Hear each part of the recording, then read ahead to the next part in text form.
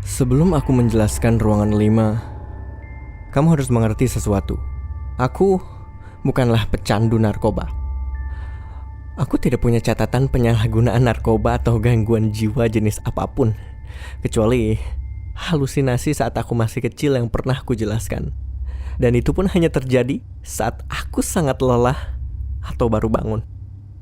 Aku memasuki No End House dengan pikiran jernih. Setelah terjatuh dari ruangan sebelumnya, aku melihat ruangan 5 dari posisi berbaring menghadap ke atas, melihat langit-langitnya. Apa yang kulihat tidak menakutkan, tapi cukup mengejutkan. Pepohonan tumbuh tinggi di ruangan ini. Langit-langit yang lebih tinggi dari ruangan lain membuatku berpikir kalau aku berada di tengah dari rumah ini. Aku berdiri dan mengebas debu yang menempel di badan dan melihat sekelilingku. Aku yakin ini adalah ruangan terbesar karena aku bahkan tidak bisa melihat pintunya dari tempat aku berdiri. Berbagai semak belukar dan pepohonan nampaknya menutupi pintu keluarnya.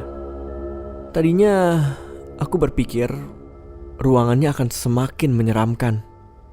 Tapi tempat ini seperti surga kalau dibandingkan dengan yang sebelumnya. Aku juga berpikir kalau apapun yang ada di ruangan 4 akan tetap di sana. Tapi aku salah.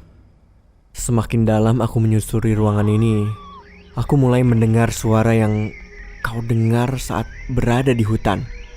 Kicauan serangga dan suara kepakan sayap burung tampaknya menjadi temanku satu-satunya di ruangan ini.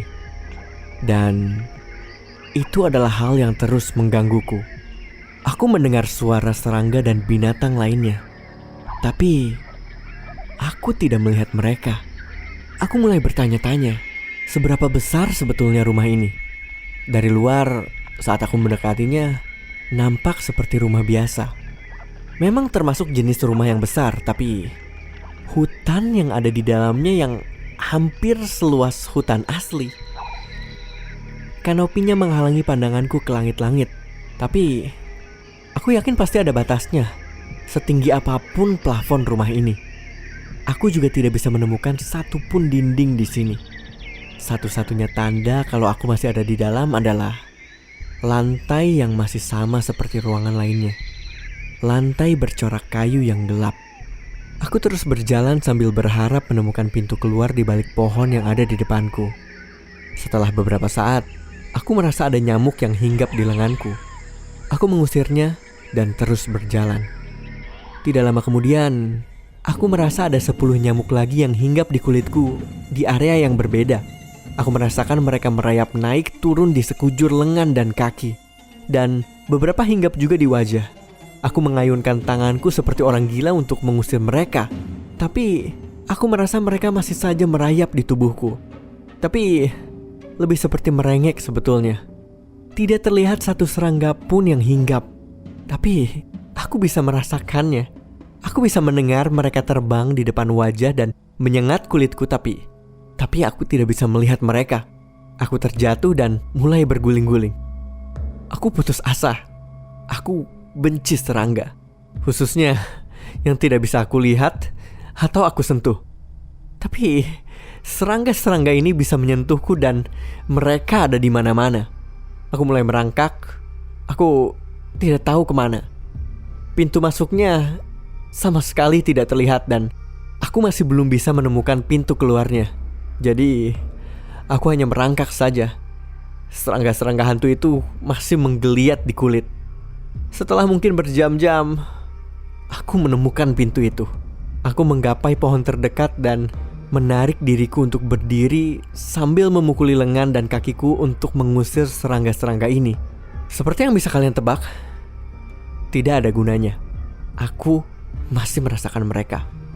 Tubuhku sudah kelelahan akibat merangkak dan berusaha mengusir makhluk apapun yang ada di tubuh ini. Langkahku menuju pintu mulai bergoyang. Aku berusaha tetap menggapai dahan pohon untuk membantuku berjalan.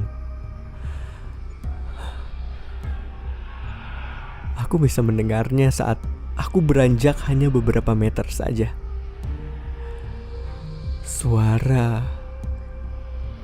Suara dengungan rendah yang ku dengar sebelumnya. Suara itu datang dari ruangan selanjutnya dan seperti masuk ke dalam diriku. Rasanya seperti saat kamu berdiri di depan ampli dalam sebuah konser. Sensasi serangga di dalam diriku mulai berkurang saat dengungan itu semakin keras. Saat aku memegang gagang pintu itu, serangga-serangga hantu tadi menghilang. Tapi aku tidak bisa memberanikan diri untuk membukanya.